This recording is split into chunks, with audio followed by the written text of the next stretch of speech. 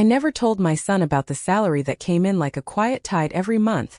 $40,000 that I folded into savings, into stocks, into a future that did not need applause. He saw me live small, the same modest apartment, the old leather bag with tired stitching, coupons kept in a coffee tin, dinners cooked from whatever the pantry offered, and he believed I had just enough and no more.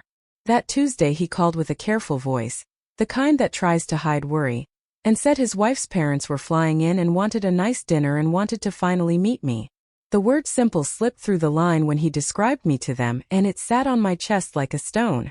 I set the kettle on and watched steam rise, listened to the kitchen clock tick, and decided I would arrive as the woman they thought I was, a broke and naive mother who counts pennies and apologizes for taking up space. People tell on themselves when they think you have nothing. The restaurant door opened to warm light and cold smiles, and I felt the air change as if a storm had entered before me. That night would bruise pride and peel back the polish on a family that measured worth in price tags. They earned it. But before we sit at that table, let me tell you who walks in. My name is Loretta Mae Johnson. My son is Marcus Johnson, 35, a good man still learning. To him I was the woman who left before sunrise, came home after dark, paid the bills, stirred the pot, and said little. I never told him about the contracts that needed my signature, or the departments that waited on my yes. I kept my dignity quiet and my ledger honest. And when the phone clicked quiet, the clock kept ticking, and the seed of doubt began to grow. The maitre d' seated us near the windows where the city glittered like a promise that never arrives, and I felt the room take our measure before a word was spoken. Marcus tugged at his cuff and said, "Mom, you made it," and his smile did not reach his eyes. Simone Pierce Johnson kissed my cheek lightly and adjusted a gold cuff as if it were a shield. Veronica Pierce looked me over with the calm of someone choosing fruit, and Franklin Pierce checked his watch as if my arrival needed timing. The menus were heavy and written in French, and when I opened mine I let my eyes blur just enough to look lost. Veronica lifted 2 fingers for the waiter and said something simple for her, and do not overdo it, and the words landed like small pebbles in a glass. She began a tour of prices as if they were family names and said the hotel was $1,000 a night and the wine was $200 a bottle and the steak was $80 and quality is worth paying for, and not everyone understands that. I nodded and folded my hands in my lap and listened to the knife sing against her plate. Marcus tried to steer the talk to work, but Veronica asked if I lived alone, and if my salary covered my needs at my age, and whether I had hobbies beyond television. The smile on her face was sweet and the sting sat just behind it.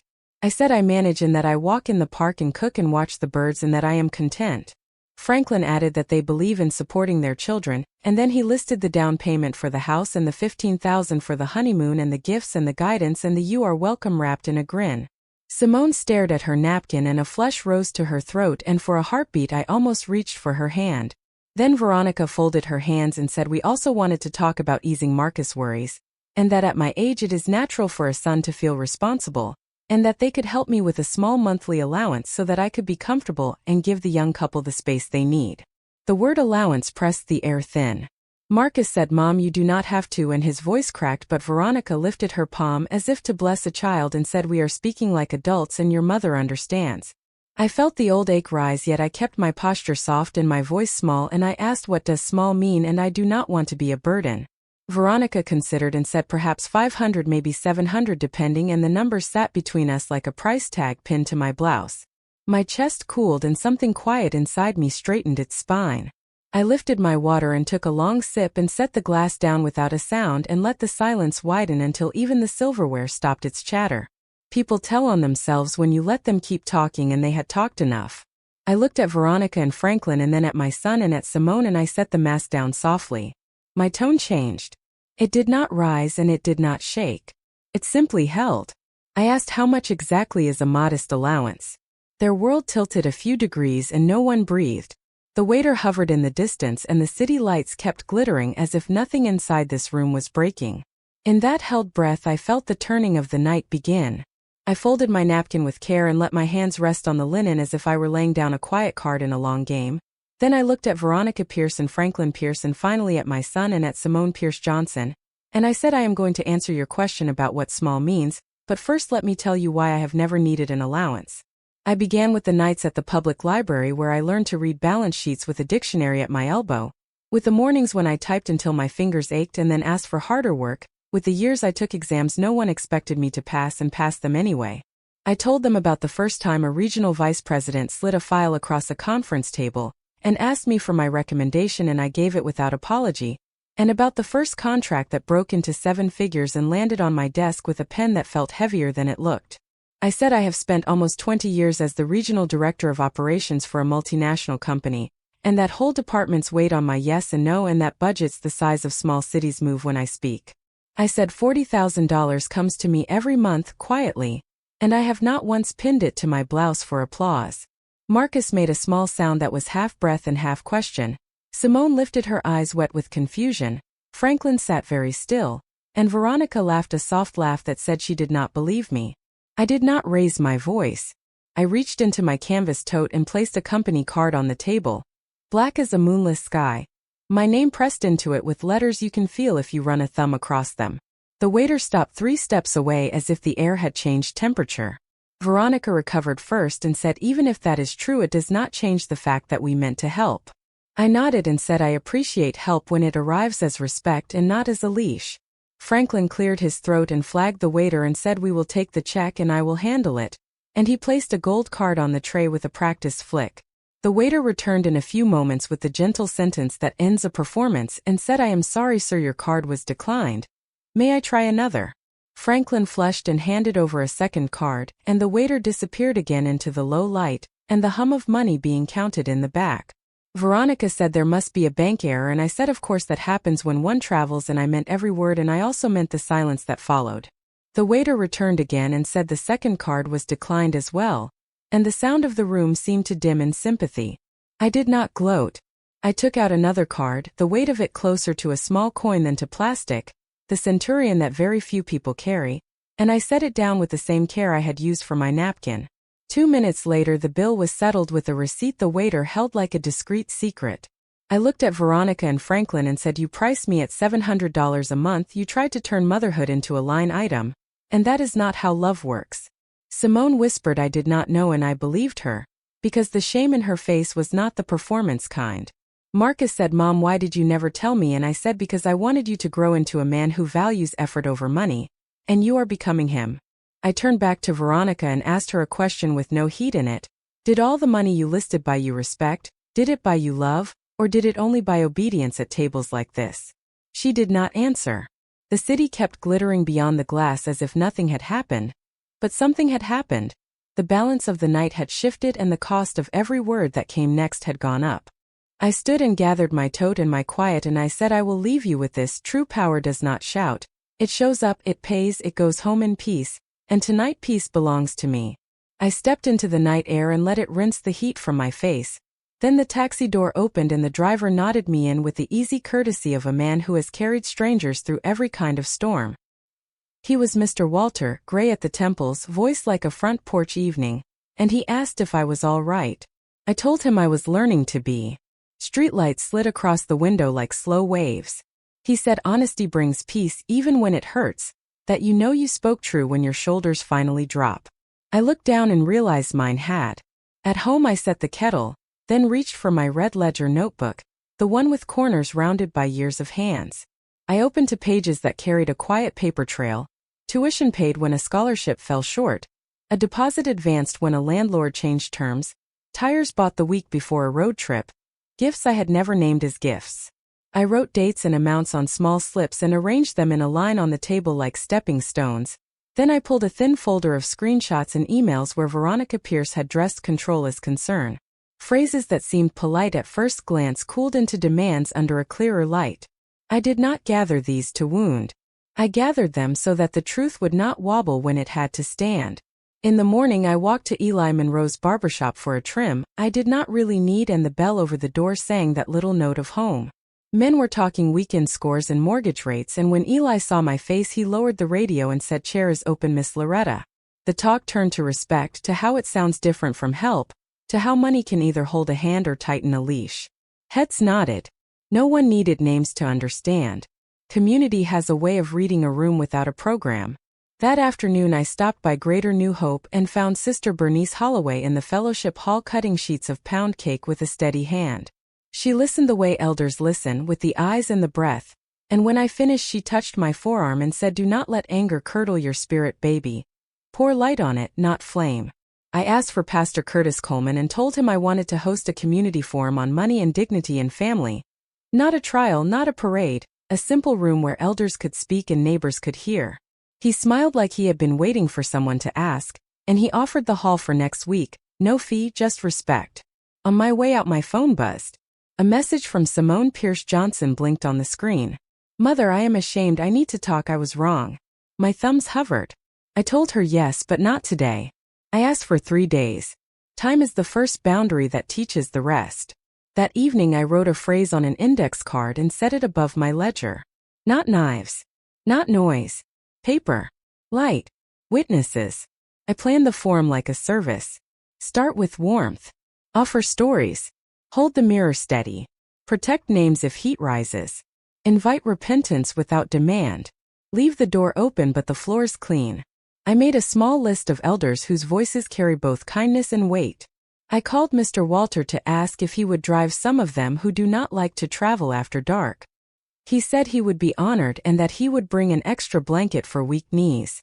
I called Eli and asked if he could help with a quiet camera for the church archive, not for the internet, only for record, and he said say less. Miss Loretta and I knew he meant it in the old way that promises action. Then I drafted a letter with Marcus Johnson, a boundary letter for him and Simone to send to Veronica and Franklin Pierce. It said, "We welcome relationship built on respect. We decline offers that purchase silence. We will not tolerate insults about my mother. And if these lines are crossed, we will step back until dignity returns." Marcus read it aloud twice, his voice stronger the second time. He looked taller without moving. When the house was quiet, I stood at the window and watched the block exhale, porch lights clicking to life, a little boy chasing his shadow, a couple walking close without speaking. Peace is not a prize you win. It is a room you keep swept. I turned from the glass, slipped the black card back into a drawer, closed the ledger, and felt the plan settle into place the way a quilt settles over a bed. Not heavy, simply sure. I woke before the sun and brewed strong coffee, then laid out the pieces of the plan across my kitchen table like a quiet map. Revenge was the wrong word for what I wanted. I wanted correction. I wanted a light bright enough that control could not hide behind courtesy. I called the church office and confirmed the fellowship hall for Thursday evening. I asked for chairs in a circle rather than in rows so that every face would be level with every other face. I wrote the program on a single sheet. Welcome and prayer, stories from elders, reflection on money and dignity, an open floor with guidelines, and a short closing blessing. No names. No pointing. No heat. Just a mirror. I called Sister Bernice and asked for a pan of pound cake and a small urn of coffee. She laughed and said, "Baby, I knew you were going to say that." I called Eli and asked him to set up one camera in the back with a simple wide frame. No zoom. No close-ups. We record for the archive only. He said yes ma'am and promised a clean audio feed. I called Mr. Walter and asked if he could pick up 3 elders who do not drive at night. He said consider it done and asked if they liked a soft gospel station in the car. I texted Marcus and asked him to come by after work. We read the boundary letter again at my table and signed it together. His hand shook a little. He said, "Mom, I am ready." We printed 2 copies and slipped them into plain envelopes. He said he and Simone would deliver them to Veronica and Franklin that evening. He asked if he could bring Simone by after she had time to think. I told him yes, but give her room first. A person cannot hear a new song while the old song is still screaming. After he left, I took out my red ledger and chose 3 entries that showed quiet support with no strings. I copied them onto clean index cards in my neatest hand. No amounts that would embarrass my son. Only the truth of a mother standing behind her child. I added a 4th card for the offer of an allowance and wrote $700 across the center and underlined it once. Not to shame. To anchor the story to a number that would not drift. I prepared a small basket with these cards and a folded cloth to cover them until the right moment. I practiced my remarks out loud. Keep your voice low. Let silence do some of the work. Ask questions that lift, not questions that stab. Remember that Simone is watching and that she is not her parents. I stood by the window and spoke to the glass until the words found their proper weight. The day moved forward. I answered work emails. I signed a routine approval. I ate soup and crackers. At dusk my phone chimed. Marcus wrote that the letter had been delivered. He said there was shouting and then there was a long quiet. He said Simone was pale but steady. He said he would come by after she rested. I told him to hold his wife and hold his peace and to come tomorrow. I put on my shoes and walked to the church to check the room. The custodian had already set the chairs in a true circle. The pulpit was pushed back. The cross on the wall watched with the patience that only wood has. I stood in the middle and felt the shape of the evening. I pictured elders telling how help can turn into a leash. I pictured a neighbor saying we forgot how to ask how are you before we ask how much. I pictured a young couple in the back holding hands a little tighter as they listened. I locked the room and walked the long way home. On the corner a woman watered her porch fern and waved. Peace met me at my door. I ironed the dress I would wear for the forum, not the gray one from dinner. A simple navy dress with a modest collar. Respect is also a garment. I placed the black company card in my desk and closed the drawer. This was not about that card anymore. This was about a room where truth could stand upright. Late in the evening Simone texted me. She wrote I am sorry and I am listening and I need time. I answered take your time. Heal first. Truth is not a race. I slept lightly and woke to birds clawing music out of the morning. The day of the forum arrived. I baked a small pan of cornbread for the volunteers and carried it in a foil-covered tray. Eli was already in the hall coiling cables into neat circles. Sister Bernice set out cups and napkins. Pastor Curtis arrived with a notebook and a gentle smile. He asked if I was ready. I said I am steady. He said that is even better. We prayed in the doorway. Not for victory. For clarity. People trickled in. Men with careful steps and women with purses that had seen plenty of Sundays. The room filled with the soft rustle of programs and the smell of vanilla and coffee. I set the basket with my cards on a side table and covered it with the cloth. I looked around and felt the rightness of the space. Not a courtroom. A family room with witnesses. I thought of Veronica and Franklin and wondered if word would reach them. If they came I would not name them. The mirror would do that work without my help. My heart kicked once hard then settled. The plan was in place. The light was ready. All that remained was to open the door and let the night speak. The fellowship hall filled the way Sundays do, slow and warm, with the soft scrape of chairs and the rustle of programs and the smell of coffee and vanilla settling over everything like a blessing. And I stood near the side table where my basket waited under a folded cloth and watched neighbors arrive with the careful hope people bring to rooms that promise honesty. Pastor Curtis opened with a quiet prayer for clarity and courage, then stepped back and let the circle breathe. First an elder spoke about how help once saved her roof but later arrived with a schedule of visits and opinions that turned into orders. Then a grandfather told of a son-in-law who kept a ledger of favors like a bill waiting to be collected. Heads nodded because everyone in that room had seen control dress itself in generosity. When my turn came I stayed seated to keep the room level and said we are talking about money and dignity and family, about how easy it is to forget the first two while chasing the third. I did not name anyone, I did not need to. I said there was a dinner, and at that dinner I was priced $700 a month to make me convenient and quiet.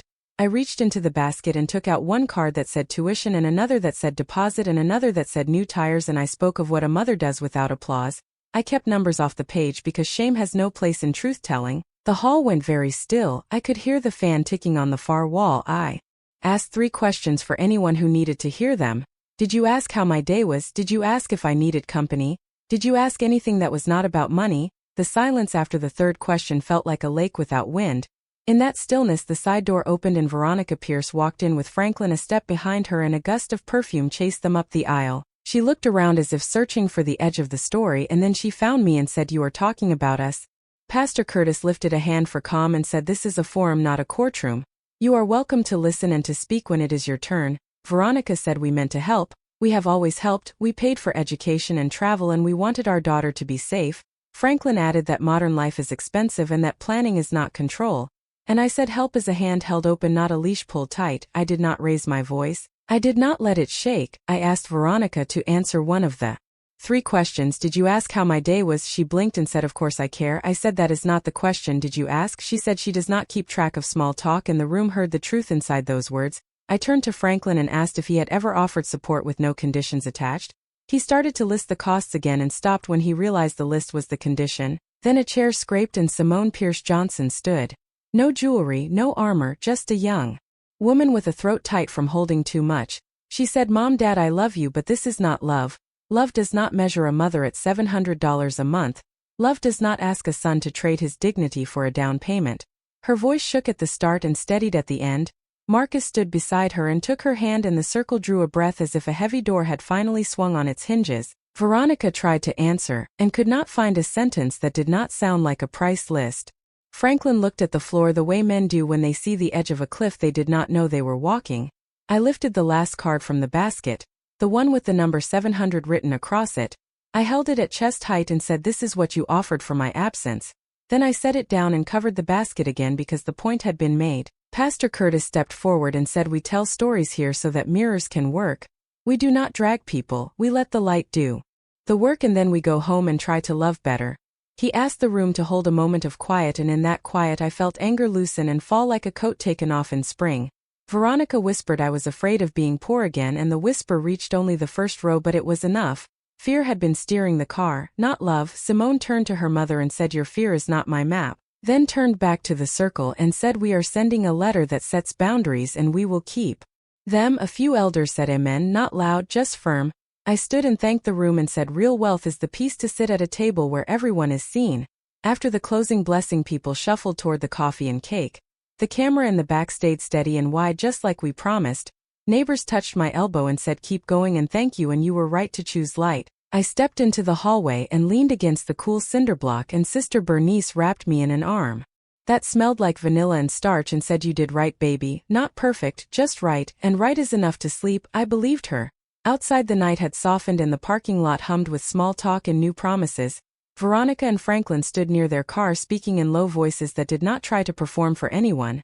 Simone and Marcus walked toward me, and there was no grand speech, only the ordinary courage of a small nod that says we will build different. I went home under a sky that looked washed, and I set the basket on my table and I put the cards back into the ledger where they belong, not as weapons, as witnesses. Then I turned off the light and felt the house breathe with me.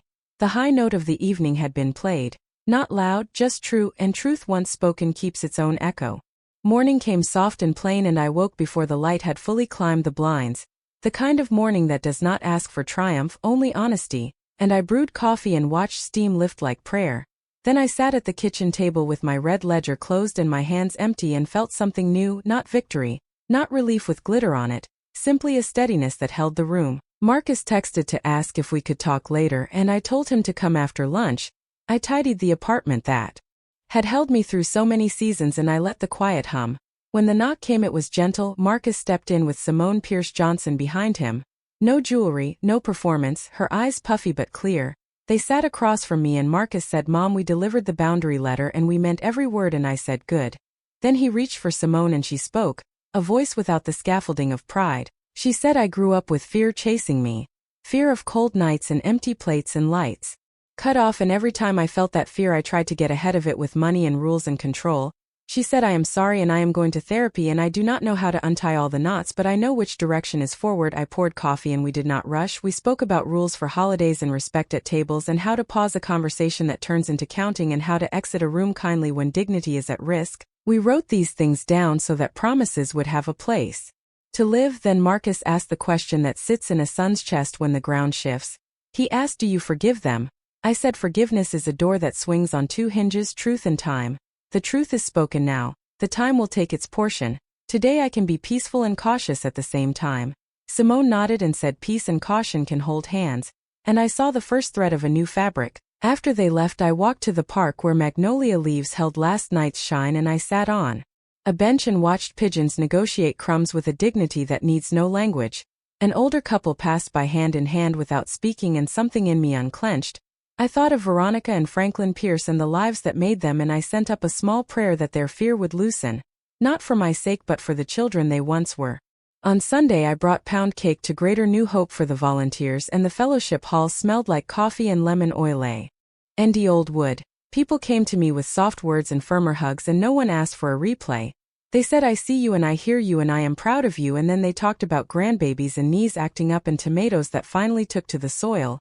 Normal talk, holy in its way. Later that week I stood in Eli Monroe's barbershop doorway and listened to the buzz and banter, and a man on the end chair said there is a difference between help and ownership, and the room hummed with amen and Eli. winked at me in the mirror and said, "Miss Loretta, you all right?" And I said, "I am steady," and he said, "That is money in the bank." Another evening I found the courage to open a drawer and slide the black company card a little farther back. A reminder that some tools are for emergencies and some are for ego, and I wanted less of the second. I took out a small envelope addressed in my handwriting to Veronica Pierce, and I added a paperback inside, a slender book about empathy and listening, and on the first page I wrote, "Whenever you are ready, the door is not locked." Then I mailed it without expectation. Days later Simone came alone. She stood in my doorway wearing sneakers and a plain sweater, and she asked if we could walk. We moved slow around the block, and she told me stories of her parents as young strivers, eating beans for weeks and counting tips and sleeping in shifts to keep the heat bill down. She said they found a ladder and never stopped climbing even when the roof was already reached, and now they are afraid that if they rest even 1 minute the ground will open. I told her fear makes harsh teachers, and she said I want to learn from softer ones. We spoke about naming the old fear out loud when it enters a room so that it cannot borrow our tongues. We stopped at a bench and she asked if she could call me by my first name when it is just us. I said, "You may call me Loretta when you need a friend, and Mother when you need a mother." She smiled through tears and said, "I need both." 2 weeks passed and Veronica sent a note, no flourishes, just a line that read, "I am thinking." I did not answer immediately. I let the quiet do some lifting. I spent mornings with my plants and the small basil pot that had survived 5 winters, and I found pleasure in water that darkened soil in a perfect circle. I took out my ledger and added a line not about money at all, a line that said peace held 4 mornings in a row. One evening Marcus called from the curb and asked me to step outside. He pointed to the passenger seat where Simone sat with a nervous smile, and he said, "We have news." He said, "We are joining a financial literacy class at the church to unlearn some things." He laughed and said, "Imagine that, 2-degree holders learning how not to use money like a whip." We stood under the streetlight and the moths did their same old dance, and I hugged them both and said, "Heaven loves an honest student." Weeks turned to a month. No grand drama arrived, just small evidences. Marcus sounded lighter on the phone. Simone sent pictures of simple dinners she had cooked and said it felt good to feed rather than flaunt. I watched my own habits too, how quickly I could slice with truth when patience would do. How the old ache of being underestimated could wake up and drag me toward a performance I did not need. On a Saturday morning I walked past a boutique and saw a handbag that looked like my old one did before the years worked on it.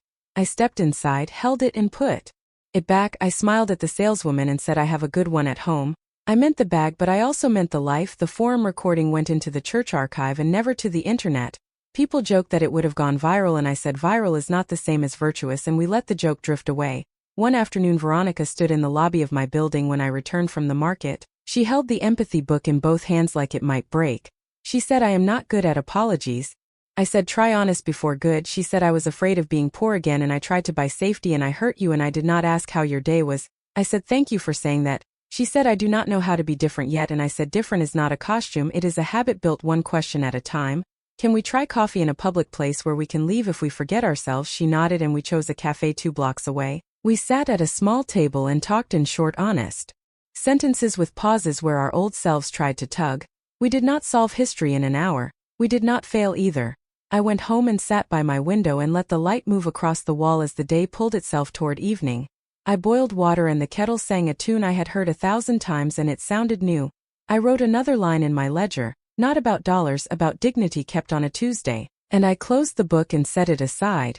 I asked the same question I ask my listeners at the end of a hard chapter: did this touch you, and where are you listening from? Because community is the net that catches us when pride lets us fall. I thought of those who had written me notes about their own dinners and their own price tags and their own quiet cards laid on linen, and I hoped they found their own rooms with light and witnesses. I looked at the door and knew that if Veronica or Franklin knocked again I would answer with caution and with grace. The world will always have people who count the wrong things, but mercy is a math of its own. I do not confuse mercy with forgetting. My boundaries are written and framed and they will hold. That is not a threat. It is a schedule of peace. Night came down in a blue that reminded me of a dress I wore to my first interview 30 years ago, and I thanked that younger woman for showing up even when no one saw her coming. I blew out the candle on the table and let the room rest. I carried peace to bed as if it were a bowl of water I did not want to spill. And when I slept I dreamed not of restaurants or cards or price lists, but of a long table where everyone had a chair and everyone was asked the first question: "How are you?" And the answers were long and sweet and nobody hurried anybody else. In the morning I woke to birds and to an ordinary day and to the knowledge that ordinary was the richest gift I had asked for. I brewed coffee and opened the blinds and the light filled the room like a gentle promise, and I knew that Rebirth had not been a single night. It was the quiet choosing again and again to live with truth and with tenderness and with a ledger that keeps the right kind of balance. I set the cup down and listened to the room the way a nurse listens to a heartbeat, not for noise but for rhythm, and in that rhythm I heard the places where my life had worn smooth, the same window with its thin thread of morning light, the same chair with its faint squeak, the same shelf where a photo of Marcus at 10 stood between a church program and an old birthday card. Peace had been my practice and also my camouflage. I told myself that silence gave a child room to become himself, but that afternoon I saw how silence can also give doubt a chair at the table. The word simple had felt harmless for years, a compliment even. Then the call ended and simple thickened into something else, something like a label that would not peel. I rinsed the cup and dried it and thought about the rules of my childhood. Do not make a show, do not invite envy, keep your business your own. And I pictured my mother counting bills on Sunday night with a pencil that never seemed to grow shorter. The math of dignity, not abundance. She had taught me that a woman can stand without applause, but she had also taught me that a woman must not shrink to make others comfortable. I realized I had practiced the first and forgotten the second.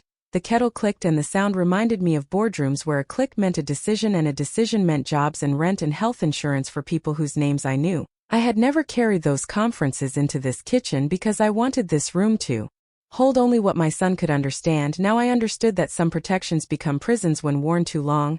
I opened my closet and ran my hand over garments like chapters. Here was the navy blazer that closed a negotiation. Here was the simple cardigan that held me on a hard winter. Here was the gray dress from a thrift shop that fit like resignation. I chose it because the test needed clean lines. I would let them grade me by a false rubric and see if they noticed the person under the paper. I slipped the dress on and the fabric whispered against my skin and I felt something old and young inside me stand at the same time. Then I took the worn leather bag, the one that had traveled buses and elevators and church pews. I tucked my quiet inside it. I looked in the mirror and let my face rest without lifting it for anyone. The woman who looked back had weather in her eyes and steadiness in her mouth. I said to her, we will walk in with our back straight and our voice soft and we will not barter our dignity for their comfort. The phone buzzed again with a message from Marcus, reservation confirmed at 7. Mom, do not worry about the price. I smiled at the words because he had no idea that price had been my language for 2 decades and that I had learned the dialect of value without ever losing my mother tongue. I sent a small heart and put the phone down. I opened the window to let the room breathe. The city answered with the distant hum of buses and a horn that sounded like a complaint. I closed my eyes and felt a thin ribbon of sadness because a son who loves you should not have to protect you from a dinner. Love should be shelter, not a shield. I told the sadness that it could ride along but it could not drive. I reached for my keys and felt their familiar weight, and the strongest part of me, the part that signs with a steady hand, said, let us go see what truth looks like when it thinks no one is watching. The waiter poured water with 2 hands as if the glass might bruise, and I thanked him by name because his tag gave me the courtesy of introduction. Small respect first, then larger storms. Veronica began a guided tour of her life using figures as scenery, 1,000 here, 200 there, 80 for the privilege of eating beef without apology. She said the city is not what it used to be and that is why we choose the best. She said travel teaches taste, and I thought travel also teaches humility, but only if you pack room for it. Franklin offered a short lecture on planning and legacy and the importance of steering the next generation with a firm hand.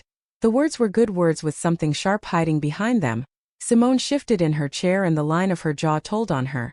She was holding something she feared would spill. Marcus cleared his throat and asked about flights and weather, and then let his questions die in the air when no one helped them live. I studied the table settings the way I had once studied a financial model, the heavy fork, the white napkin that shows every stain, the way the light made the silverware look expensive and the people look slightly unreal. Veronica asked where I shopped and I said wherever the potatoes are firm and the bread does not lie, and it took her a second to decide whether that was a joke. She laughed with her teeth, not her eyes. She asked if I had retirement plans and offered to connect me with a gentleman who could advise, and I thought of 3 men who already reported to me and wrote the memos her gentleman would read. I kept my face quiet. The first plate arrived, a small sculpture pretending to be food, and I ate with slow pleasure because gratitude is not a costume even when theater is happening. Veronica spoke of giving Simone the best schools and languages and summers abroad, so that she would never be trapped by the smallness that had trapped Veronica as a girl. She said the word trapped like it still had dust on it. Then she turned the spotlight. She said we helped with the down payment and the honeymoon and a few other things, and she looked at me as if waiting for me to bow. I said you are generous to your daughter, and she accepted the compliment as proof of a case she had been building. Franklin leaned in and said we also believe a marriage must be protected from burdens. That son should not be asked to shoulder more than is wise. He called it stewardship. It sounded like erasure. Veronica offered the allowance with the serene cruelty of a person who thinks industry justifies everything. I watched Marcus try to stand and thought of him as a boy with scraped knees saying he could do it himself, and I touched his sleeve under the table and he sat. I asked the question that turned the knob. How much is small? Veronica said perhaps 500, perhaps 700, it depends on your needs, and I heard the word you're like a shoe placed on a neck. I sipped water and let my silence become a second waiter, serving them their own sentences on clean plates. A couple at the next table laughed too loudly at something that was not funny, and the sound surprised me with its mercy. It meant the world outside this little courtroom still existed. I set my glass down and folded my hands and felt that small click inside when the door to a new room opens. I softened my face the way I do when a meeting has reached the line between posturing and progress. Then I stepped over that line with my voice low and even, and asked Veronica to define modest in a way that could stand in daylight. She did not understand at first that the room had turned, then she did, and her smile flickered as if the power had blipped. The waiter looked toward us, the manager looked toward the waiter. The city lights blinked the same as always, and yet everything had changed. I told them the story in the order that protects dignity, not the order that sells tickets. I began with early mornings and a cheap bus that coughed like an old man and a young woman in a thrift coat holding flashcards on supply chains. I told them about a supervisor who mispronounced my name and then learned it when my analysis saved his quarter. I told them about the night my son slept on a pallet in the office break room because overtime paid for shoes, and how he thought it was an adventure. And how I pretended it was. I spoke of a senior leader who once asked who really wrote this report and how I said I did, and how he never asked that question of me again. I did not name the company because the company was not on trial. I named the hours because hours are the currency we never get back. I described the first negotiation where my hands wanted to tremble and how I set them flat on the table and breathed in for 4 and out for 4 until the tremble chose someone else. I reminded them that a woman from the South Side can speak contracts the way her grandmother spoke hymns, with memory and with soul. I let the numbers enter quietly, 40,000 each month, year after year. The kind of steady wealth that grows gardens if you water it and rot if you brag on it. Marcus made that small sound again, and I remembered his first grade play when he made the same sound before stepping onto a stage. I wanted to go to him and say you are all right baby, but I did not. I kept the room where it belonged. I placed the company card on the table the way a notary places a seal, not as a taunt but as a fact. Some facts make a difference whether when they arrive. Veronica tried to laugh it off and I let that laugh walk itself out of the room. I said I appreciate help that does not come with a rope attached, and Franklin bridled because men who carry ropes forget that they can set them down. He placed his gold card on the tray with the confidence of habit, and when the waiter returned with the apology that stops performances, I watched Franklin swallow pride the way a man swallows a pill he cannot crush. The second card failed and the sound of the room changed. It did not become cruel. It became attentive. Simone covered her mouth with her fingers and tears gathered there the way dew gathers on a porch rail before sunrise. I said nothing for a long moment, because the silence was doing its work. I paid because it was efficient and also because it put a period where Veronica wanted a comma. I told them you tried to turn me into a budget line and it will not stand. Love is not an expense to be approved. Simone whispered I did not know, and I said I believe you and meant it. Marcus asked why I had not told him and I said because you needed to learn your own strength. The city outside the window blinked its indifferent witness. I gathered my bag and my quiet and I left them with a sentence that would still be in the air when the chairs were stacked. True power does not raise its voice, it settles the bill and goes home. The taxi smelled faintly of pine and warm vinyl, and the driver kept the radio low to a station that played songs built on 3 chords and a memory. Mr. Walter asked no questions that required performance, only the kind that invite breath. Are you safe? Do you need the air a little cooler? I nodded and watched the city pull its lights on like a sweater. At home I lined up the slips from my ledger on the table and felt the pattern they made. Not charity but covenant. A mother and a son walking a long road together. I put a small paperclip on each cluster and wrote the lessons beside them. Do not announce what you can document. Do not argue what you can prove. Do not shame what you can shepherd into light. The next day the barbershop wrapped me in the sound of men being remade by clippers and conversation. Eli said, "Chairs open, Miss Loretta," and the cape smelled like clean cotton and talc, and the talk turned from sports to respect as easily as a barber turns a client's head to catch the light. A man with a SI. Laver Beard said, "Help with a receipt is different from help with a receipt and a leash," and the room hummed because a good line deserves a little music. At church, Sister Bernice cut pound cake with the precision of a surgeon and laid each slice like a small mercy on a plate. She listened with her whole face and then said, "Pour light, not flame," and I felt the instruction settle into bone. Pastor Curtis gave us the hall and I walked the space counting chairs under my breath the way a woman counts blessings when the night is long. I marked where the camera would sit and where the coffee would stand and where the door would remain unlocked as a promise to our better selves. Simone's message arrived like an unexpected soft rain. I answered with a time boundary because love without boundaries becomes theater. I wrote the index card that would be my compass and read it twice in the mirror. Not knives, not noise, paper, light, witnesses. The words did not make me brave. They made me simple. The way a straight road is simple. That night Marcus came with shoulders that had found their proper height and we wrote the letter that would hold our line. We read it out loud and the walls seemed to nod, and when he left I moved through my home touching objects like a blessing. The pot holder my mother crocheted. The frame with a picture of 10 women from choir practice. The chipped mug with a blue rim. I was not inventorying things. I was reminding myself what I was protecting. The morning of the forum arrived and the air had the clean taste that comes before a storm changes its mind. I carried cornbread to the fellowship hall and Eli was already there, looping cable in perfect circles, and Sister Bernice set cups in straight rows as if kindness is easier to drink when it is neat. We prayed for clarity and not victory, and people walked in the way people do when they still believe rooms can heal us. I placed the basket on the side table and laid the cloth over it and felt the plan settle like a quilt pulled to a chin. I did not know who would come or who would be changed, but I knew what I would not do. I would not drag anyone. I would not let myself be dragged. I would not confuse volume with truth. I stood at the threshold and told my nerves to sit down. The night would carry its own voice. I only needed to keep time. By late afternoon the invitations had traveled faster than I expected, and I began to hear the soft echo of a question in the neighborhood. What kind of meeting is it? Will there be music? Will there be space to tell the truth without getting told about yourself? I answered the same way each time. There will be a circle and there will be respect. Bring your listening more than your talking. The phone buzzed with a message from Marcus that read, "Simone is quiet but present," and we delivered the letter, and there were tears and no plates thrown, and "We will come tomorrow." I set the phone down and wrote a small note to myself that said, "Do not crown this night before it happens. Let it be what it is." Then I checked the small details that always save big nights from unraveling. Pens on the sign and table. Tissues near the coffee, extra chairs stacked in the corner in case the room decides to grow. I ironed my navy dress and slowed my breathing and spoke my remarks once more. Not to memorize, but to place the words where my mouth could find them without grabbing. Evening slid in like a steady tide and I walked to the church under a sky that had forgotten how to hurry. Inside the hall Eli ran a last test and I heard his voice in the headphones say, "Check 1 2," and it sounded like a train conductor calling people to board. Sister Bernice adjusted the tablecloth until the corners made right angles and said, "Order is a kind of love." Pastor Curtis stood at the door greeting everyone with the same warmth he uses on funerals and christenings because he believes every gathering is a ceremony of a sort. I asked myself again whether this was revenge dressed as community, and the answer came soft and sure. No, revenge tries to close a door behind it. This is a door propped open. I thought about the stories the elders might share and how those stories would carry us.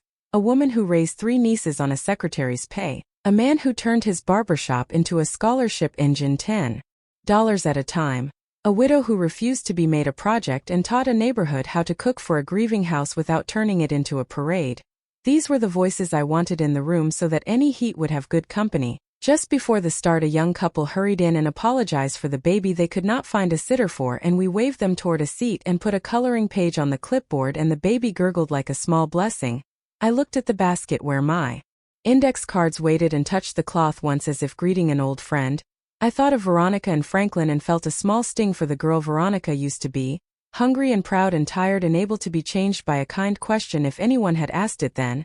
I whispered to the room that we will ask the kind questions tonight even when our throats feel like gravel. Then I took my place in the circle and let the clock climb to the hour. Pastor Curtis opened the circle with a prayer so plain it felt like water. "Lord, let our mouths be truthful and our ears be soft and our feet ready to walk a better way." Then he set the rules in a voice that could guide a storm. "One person at a time. No fixing each other. Say I more than you." The first elder spoke. A woman with hands shaped by years of issuing library cards. She told about a neighbor who offered rides to chemo, and then began to edit her hair and her hemlines as if kindness came. With a costume, the room hummed at the recognition. Another elder spoke, a retired sanitation worker with a laugh like a back porch. He said help is a hand that lets go when you need to use it yourself, and chairs creaked with the sound of heads nodding.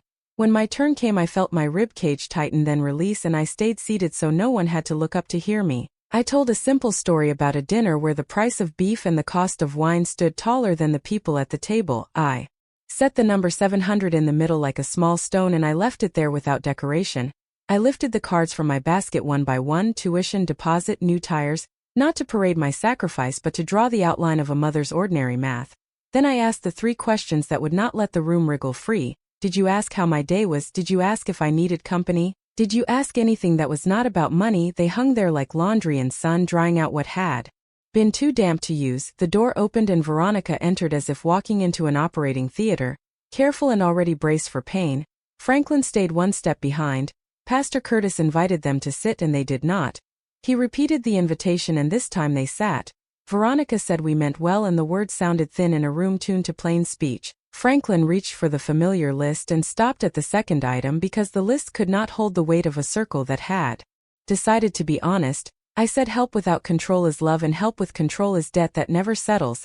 Veronica said I was afraid. Afraid of poor and of lights cut off and of the refrigerator quiet because there is nothing for it to do. Simone stood then with the courage that comes after a night of deciding. She said fear can live here but it cannot boss us. And Marcus beside her said love is not an allowance. We will not take money that erases our mother. I did not cry and I did not gloat. I let their words build a small house in the middle of the room and we all sat in it for a minute. Then Pastor Curtis closed the open floor before it turned into a trial, and he did it with a line that felt like a hand on a fevered forehead. Light is enough for tonight. Take the rest home and think on it. We blessed the room and shifted toward cake and coffee. Neighbors touched my elbow and left me sentences I could put on a shelf for later. You held your peace, you kept it true, you made a place for my own story. Veronica stood near the exit with the book I had mailed peeking from her purse. Franklin spoke low and steady, and I saw in his shoulders the posture of a man who had finally set down a rope he had been holding for so long he forgot it was there. We walked into the night and the parking lot conversation sounded like water finding its level. A young father said I am going to ask my mother-in-law how her day was. A grandmother said I will stop funding what I cannot bless. The camera light went dark and Eli packed cables like good rope. Not rope for pulling, rope for securing what should not fall. I went home without fanfare and folded the cloth back over my cards and slid them into the ledger, and I slept like a person who had returned a heavy borrowed coat to its owner. In the weeks that followed, the big gestures shrank and the small ones grew, and that is how I knew rebirth was not a headline but a habit. I wrote a new list on a clean page titled Household Liturgy, and it included questions to ask before I answered the phone. Am I rested enough to be kind? Am I willing to say no without a speech? Do I need to let this call go to the machine and pray on it before I call back? Marcus and Simone started Wednesday dinners at home and sent me photos of onions sweating in a pan and a roast that looked like a quilt in a Dutch oven, and the two of them smiling like people who had watched a storm blow past and decided to plant anyway. I spent Thursday afternoons in the church library shelving paperbacks and talking softly with the woman who runs the place, and we traded recipes like they were heirlooms. One evening I heard gospel practice drift from the sanctuary and walked in slow and sat in the back row. The choir sang about laying burdens down, and I watched people who had done so and people who were trying. A week later a letter came from Franklin written in a careful hand that did not want to cross out any words. He wrote, I am not ready to speak in a room, but I am ready to listen and to stop keeping accounts that no one asked me to keep. I wrote back 3 sentences. Thank you for telling the truth. Listening is work and we respect work in this family. We can meet in public when you and Veronica are ready. The next day I took a bus I did not need to take just to remember those mornings when a bus was the only way to put food in the refrigerator, and I sat near the window reading a mystery novel and smiling at how the city keeps making itself from the same ingredients.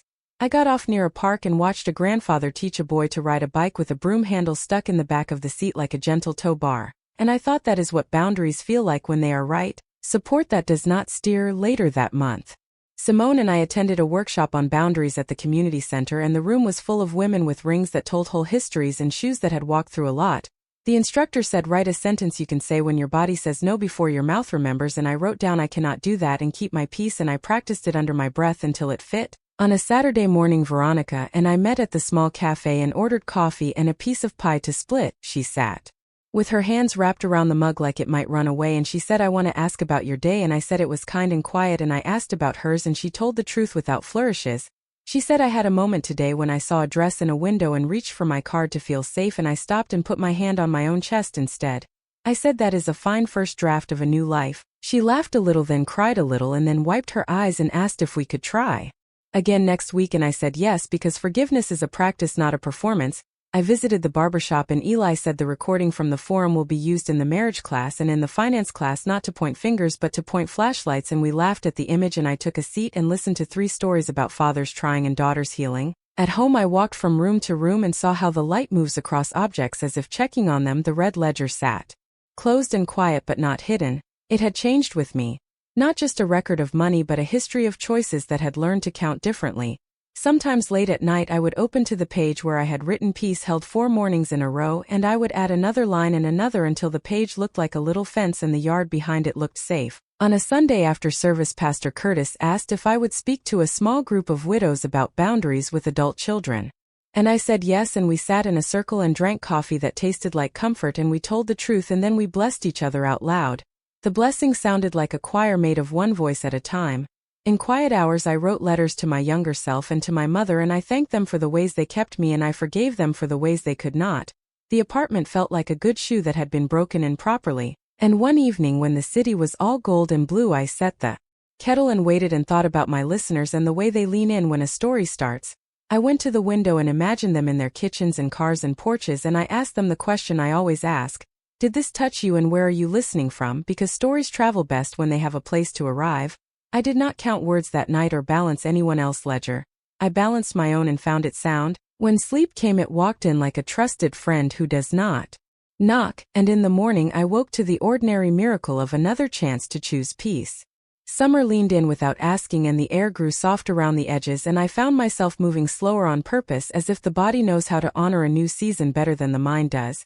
I started keeping a small journal on the counter next to the red ledger where I wrote what I called proofs of peace. Things like the neighbor boy returned the casserole dish without me asking, and the bus driver waited while an old man crossed the street, and Simone called to say she said no to a lunch that would have cost more than the feeling it gave. These were small lines, but they made a strong rope. Marcus stopped by on Saturdays with a bag of groceries he insisted he bought on sale, and we cooked together in my narrow kitchen the way we used to when he was small. He chopped onions like a man who has learned to cry without apology, and that made me smile. He asked about my work for the first time in a long time, and I told him enough to honor the question without moving my private room into the living room. He nodded like a man who understands that respect is not a door flung wide but a door knocked upon. Simone started therapy on Thursdays at a community clinic that smells like lemon oil and hope, and after the 3rd session she called from the sidewalk to tell me that the word she had been avoiding was shame, and that shame had been telling her that control is care. I told her that care touches the hand and control grips the wrist, and she said I wrote that down. Veronica sent another note on thick paper, and the ink looked like she had slowed down for the first time in years. She wrote, "I want to try small honest conversations," and I wrote back, "Yes, but let us keep them short and in daylight for now." We met at the park near the fountain where parents take pictures of toddlers with cheeks like biscuits, and we chose a bench with shade. She asked about my day first, and I answered, and then asked about hers, and she told me a true thing about waking up from a dream of empty shelves and finding that fear standing in the kitchen like a guest who would not leave, and I said, "Let us give your fear a chair in the corner but not the head of the table." She laughed a little, and the laugh did not have knives in it, and we sat with the fountain making the same sound over and over as if repetition were a form of blessing. Franklin wrote too a short card that said, "I am learning to count different things," and he listed 3 of them. My wife's laugh when it is not performing, my daughter's voice when it is not afraid, my own silence when I do not need to win. I set that card on the shelf beside a photograph of my mother and me standing on a porch with paint that needed love. The barbershop kept doing what it always does, which is let men practice being gentle with each other under the cover of talk. Eli told me a young guy had come in asking about the forum and wanting to know how to set boundaries without being disrespectful, and 3 older men took turns telling him that the line between those two is real but not as narrow as people think. Greater New Hope launched a class called Money with Mercy, and Pastor Curtis asked me to sit in the back and be ready to raise my hand if a sentence needed straightening. The class taught couples how to put names on their fears so that money could go back to being numbers instead of a ghost that rattled in the walls. Simone and Marcus sat in the second row, and sometimes they looked at each other the way people do when they have Just learned a new step and hope it looks right. At home I learned to leave my phone face down for whole afternoons. I learned to sit by the window without thinking about what anyone else was thinking. I learned to water my basil without trying to make metaphors out of it, and even so the metaphors came because leaves that have wilted will stand back up given enough water and shade and time, and people are not so different. One evening as the sun slid low and turned the buildings to honey, we held a small neighborhood potluck in the churchyard. Children ran in crooked lines and adults sat in folding chairs that have been to more events than most of us. Veronica and Franklin came, and they did not bring stories with price tags. They brought sweet tea and they poured it for others without telling anyone what it cost. A woman from 3 doors down said to me in a voice made of gravel and kindness that she watched me walk this out and it helped her talk to her own son-in-law, and I felt the kind of pride that does not need an audience. Later that night I wrote another line in my proofs of peace. Today I saw control step back and make room for breath. And I slept with the window cracked to let the crickets do their work of reminding the world to keep a rhythm. Autumn edged in with football scores and the smell of cinnamon, and the early evenings asked us to gather sooner. Simone suggested we host a small Sunday supper with both families present, and my chest tightened for a beat then softened because the suggestion held no tricks. We drew up a plan with rules the way a good cook draws up a list before a long meal. Arrive on time, no talk of price, ask about days not purchases. If someone forgets we pause and reset without speeches. I set the table with thrift store plates that have survived 3 generations of forks, and I put a jar of grocery store flowers in the middle, and they looked like they had always belonged there. Marcus came early and lit a candle that smelled like clean linen and said, "I want the room to remember itself," and I nodded because rooms do remember. Veronica and Franklin arrived with a pan of macaroni that could start an amen, and they both said hello with voices that did not do theater. We sat, bowed our heads, and thanked the Lord for food and for the power to choose our words. The first few minutes were the kind of careful you use to lift a sleeping child. Then questions found their shape. Veronica asked Marcus how his week had gone and listened all the way to the end. Franklin asked Simone how the class was, and she told him about an exercise where couples write letters to their future selves about how they will hold money like a tool, not a weapon, and Franklin said, "I wish someone had taught me that at 25, and his face looked like a man who has set down a small sack of bricks. I asked Veronica how her garden was, and she told me about tomatoes that refused to redden until she stopped fretting over them every hour, and I wondered if plants are better teachers than people sometimes. The meal almost sailed clean through, and then it happened because it always does. A slip that tests the seams. Simone complimented my old leather handbag, and Veronica reached for an old sentence and caught part of it. And said, "You know you could buy," and then stopped as if she had grabbed an electric fence. The air wavered. We all looked at one another without blinking too hard, and I said, "Our rule says we pause and breathe and ask a question." Veronica nodded quickly and then asked the question we had practiced in our separate coffees. "How is your day, Loretta?" And the room exhaled. I said, "It is full and kind, and I am proud of this table." And the table looked back at me like a friend who knows both your first and last name. After dinner we washed dishes together with a rhythm that felt like a song. Franklin dried and stacked without directing, and Simone boxed leftovers for a neighbor who just had surgery, and Marcus wiped the stove with a care that would have made my mother bless him. Before they left, Veronica stood by the door and said, "May we try this again next month?" And I said yes, because one right supper does not finish a life. It only shows what is possible. Later that night I wrote in my ledger a line that made my throat tighten: dignity kept through a slip and a recovery. I also wrote a note to myself about how quick the old ache can still rise, how it whispers "show them," and how I answer "no, we will show up instead." The next day I went to the park and watched a father teach a little girl to fly a kite in a breeze that did not want to cooperate, and he kept telling her, "We will wait for the right wind and then we will run together," and when the wind finally rose they ran and the kite found the sky, and the girl laughed a laugh that the trees would remember. I thought that is what tonight felt like. We waited for the right wind and then we ran together. At church that week Pastor Curtis preached on small obediences and how they make big mercies. He said there is a difference between winning and being well, and I wrote that on a sticky note and put it inside my wallet where the black card rests so that my hand finds the sentence before it finds the shine. The barbershop added 2 chairs to the back room, and Eli said, "The young men keep coming and asking for help with the lines between respect and pride, and we keep telling them to ask how are you before they ask how much."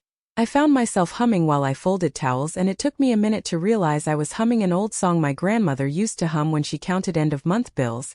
The old song had learned new words in my house. The words said, "Peace is a bill paid in attention." Winter came in clear and honest, and the cold snapped us awake, and we moved a little faster between doorways. One morning I received a letter from a woman in another state who had heard about the forum through a cousin, and she wrote that she had been priced by her husband's family, and that she had paid the cost for years, and that she was tired and did not know how to stop paying without breaking everything. I wrote back the same way I would talk to a friend at my kitchen table. I told her to write down 3 sentences she could say when fear asked for control. Sentences like I cannot do that and keep my peace and I love you enough to tell the truth and I will not trade dignity for access. I told her to find 2 witnesses who would sit with her while she practiced because courage loves a chair partner. I told her to bless herself out loud after small wins the way our elders bless a child who recites a verse. I sealed the envelope and prayed that it would travel with more than stamps. Veronica and I kept our coffee meetings and once we even managed to laugh about the way fear dresses up like good manners. She confessed that sometimes she still walked past mirrors too fast because she did not want to see the girl in her who believed scarcity was the only honest story.